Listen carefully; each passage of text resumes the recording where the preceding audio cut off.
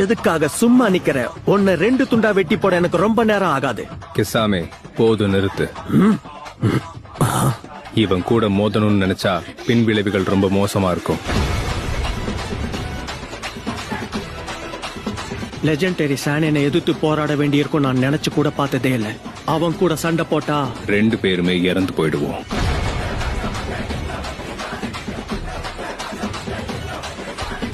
கொஞ்சம் ஜாக்கிரதையாவே இருங்க. ஏன்னா 13 வயசுலயே இவன் ஆன்பு பிளாக் ஆப்ஸ்க்கு சீஃபா இருந்தவன்.